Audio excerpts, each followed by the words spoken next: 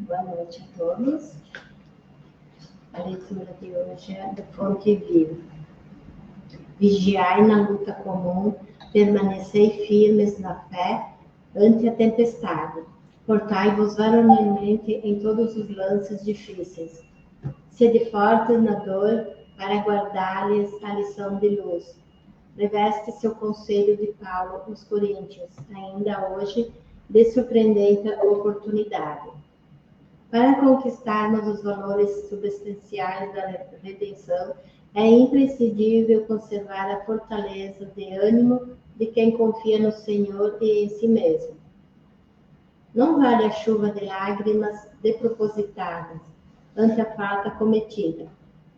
Arrependermos-nos de qualquer gesto maligno é dever, mas pranteá-lo indefinidamente é roubar tempo ao serviço da retificação. Certo, o mal deliberado é um crime, todavia o erro impensado é ensinamento valioso, sempre que o homem se inclina aos desígnios do Senhor. Sem resistência moral, no turbilhão de conflitos purificadores, o coração mais nobre se despedaça. Não nos cabe, portanto, repousar no serviço da elevação. É natural que venhamos a tropeçar muitas vezes. É compreensível que nós firamos frequentemente nos espinhos da senda. Lastimado. Contudo, será nossa situação toda vez que exigirmos rede macia de consolações indébitas, interrompendo a marcha para o alto. O Cristo não é aprendiz de repouso falso, discípulo de um mestre que serviu sem acepção de pessoas até a cruz. Compete-lhe trabalhar na sementeira e na seara do infinito bem, vigiando, ajudando e agindo varonilmente. Que assim seja.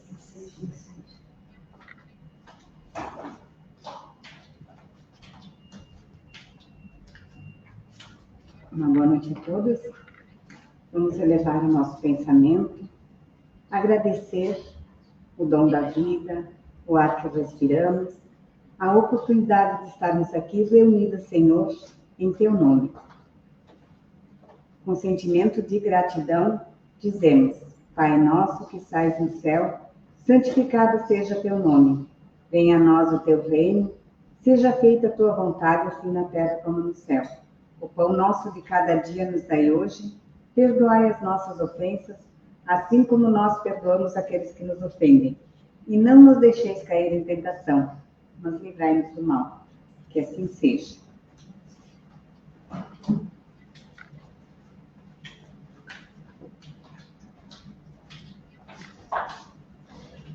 Boa noite a todos aqui presentes. Boa noite a vocês que nos acompanham pelas mídias digitais.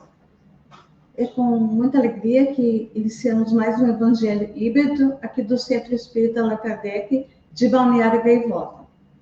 E para hoje nós vamos estudar o capítulo 12 sobre o Evangelho segundo o Espiritismo, que é intitulado Amai os vossos inimigos. No item 10, ele nos traz uma reflexão profunda e necessária sobre o ódio. Ela foi escrita pelo espírito Fenelon em 1861. E essa mensagem, ela funciona como um choque de realidade para nós. Um choque de realidade espiritual de como nós lidamos com essas ofensas. Como a gente tem que passar por cima do nosso orgulho, do nosso egoísmo, do nosso ego, para vivenciarmos mais o amor fraterno, o amor coletivo que Jesus nos ensinava. Então, começamos assim, fazendo uma análise de onde provém esse ódio. É claro, meus irmãos, nós, na condição de seres muito imperfeitos que ainda somos, o homem, o orgulho no homem, ele fala ainda muito alto e vai colocando, vai trazendo, né, aquela energia que inspira o ódio. E alguém que necessita do seu perdão e da compreensão e a cooperação, é difícil, às vezes, para as pessoas aceitarem isso, porque a gente tem que passar por cima do nosso orgulho. Saber que aquele irmão que nos ofendeu, ele é mais necessitado que nós. E quem tem a graça de perdoar, de ter a bondade em seu coração, ela é muito mais feliz porque ela não faz mal a nenhum irmão. Não faz mal ao irmão. Eu acho que uma das coisas... Eu acho não, eu aprendi na doutrina espírita. Feliz daquele que não produz a infelicidade do seu irmão. Porque esse realmente está no caminho certo, o caminho que Jesus vem nos ensinar. Então, quem seria a principal vítima do ódio? Sempre vai ser aquele que alimenta esse sentimento, visto que o caminho para se conquistar a felicidade passa obrigatoriamente pelo próximo, a quem devemos amar incondicionalmente e não odiar. Porque Jesus já nos disse, né? Amai-vos uns aos outros como irmãos. Então, e por que a gente tem que amar com mais intensidade aqueles que nos inspiram indiferença, ódio ou desprezo? A gente sabe que não é fácil, porque só dá assim um olhar, uma palavra um pouco difícil e nós já ficamos estressados, né? A gente já responde na mesma moeda do impulso de ser negativo. E é isso que a gente tem que mudar na gente. A gente tem que conseguir passar por cima dessas dificuldades, porque aí está o caminho para a nossa libertação espiritual. Porque senão nós vamos ficar nesse jogo eterno de reencarnações sucessivas, não vamos melhorar nada em nós. A gente precisa aprender a amar, aprender a perdoar esses irmãos que tanto nos machucam. Então, quem na Terra, né, nos deu o maior exemplo de amor? É claro, né, que é o nosso mestre. Ele se entregou ao sacrifício da própria vida para dar testemunho do seu amor por nós todos. Então, Jesus, lá na questão 625 do Livro dos Espíritos, nos mostra que ele é o exemplo mais perfeito que Deus tem oferecido ao homem, que lhe serve de guia e modelo. E por que é necessário amar os que nos ultrajam e perseguem, mesmo que isso seja penoso para nós? Porque, fazendo assim, nós demonstramos a nossa superioridade moral em relação a eles, compelindo-nos a seguir nosso exemplo. É assim que seguimos a lição do Mestre Jesus, que nos recomenda sempre retribuir o mal com o bem. Se nós odiássemos aqueles que nos odeiam, nós não valeríamos mais do que eles. Porque o bem é o único que pode dissolver o mal. E o que ocorre àqueles que violam as leis do amor, da justiça, da caridade? Eles vão sofrer a corrigenda necessária que eles necessitam, através de duras provas restauradoras, procurando, portanto, Deus pune, nesta ou em outra vida, todos aqueles que violam a lei de amor, uma vez que essa deve presidir todo o nosso relacionamento com o próximo. A gente vê hoje, na atualidade, muitas atrocidades, né? Com pessoas, com animais. E esses irmãos que provocam isso vão ter uma nova oportunidade, porque Deus sempre é amor. Ele sempre nos dá uma nova oportunidade de reparar nos nossos erros. Mas a gente sabe que nós temos o caminho da escolha, porque nós temos o livre-arbítrio de escolher o caminho do bem, de divulgar a caridade, de assistir o nosso irmão, como os animais de rua. Tem muitos que sofrem, ajudar em tudo que é possível para elevar o nosso planeta numa vibração maior, que ele possa logo adentrar o mundo de regeneração. Então, o que ocorrerá se a gente não vence o ódio? Aonde? Dentro de nós, dentro do nosso coração. De escolhermos semear a boa semente e não aquela semente que não vai frutificar, não vai florescer. E depende de nós. Por isso Deus nos concedeu a mais que o animal. Ele nos deu a racionalidade, o livre-arbítrio, o poder da escolha entre dois caminhos, o bem e o mal. Então, o que vai acontecer?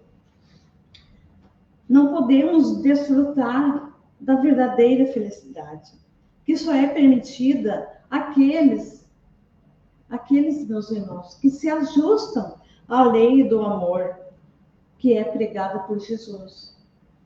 As leis que regem o universo e que são imutáveis, elas não vêm para nos agradar, não muda conforme as épocas, não muda assim conforme o que o ser humano acha que é normalidade naquela época. A palavra de Jesus é eterna, a palavra de Deus é eterna, não muda. E para isso a gente precisa estudar o Evangelho, para cada vez conhecer mais e se aprofundar nesses estudos. O amor, então, ele aproxima a criatura de Deus, e o ódio, ao contrário, ela distancia as pessoas. Então, essa mensagem, ela estabelece que o ódio é um sentimento que aniquila o homem. É importante notar que para o Espiritismo, o ódio não atinge apenas o alvo da raiva, mas corrói a alma de quem o sente. É como se a gente fosse carregar um braseiro ardente nas mãos, com a intenção de jogá-lo em alguém, e sabemos que nós somos os primeiros a nos queimarmos, né?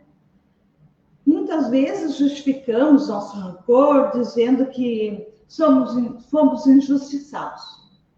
Fenelon rebate isso lembrando que Jesus, o maior exemplo de pureza, foi alvo de todas as calúnias e ingratidões, mas respondeu apenas com o perdão.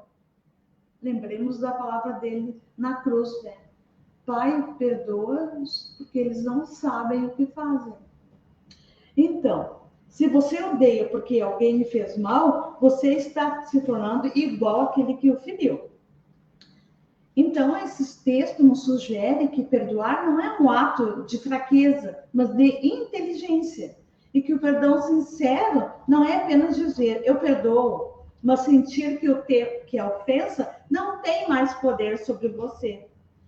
O esquecimento das injúrias é o grau mais elevado e não permite que a memória do erro alheio ocupe o espaço na sua mente, no seu coração, deixando-a livre para o bem. E por que é tão difícil? Por que é tão difícil perdoar?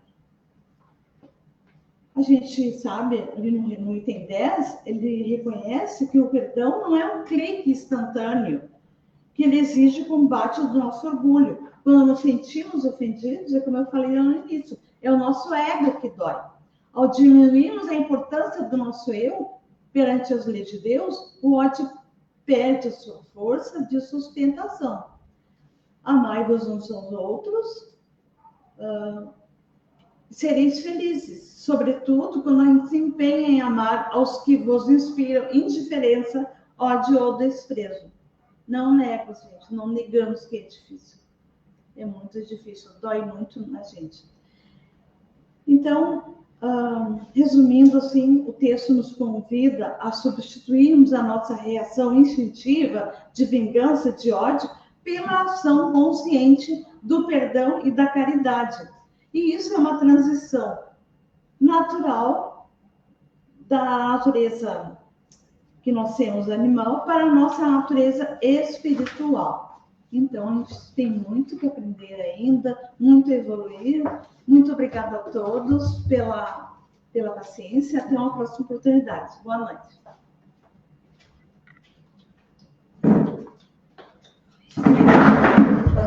Eu estou desconectada.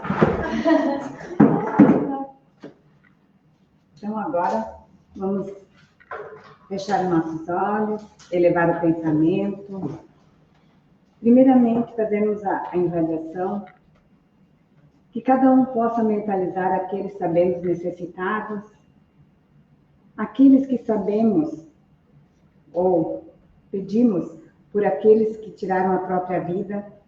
Ontem, a irmã de uma amiga minha em Santa Cruz do Sul tirou a própria vida.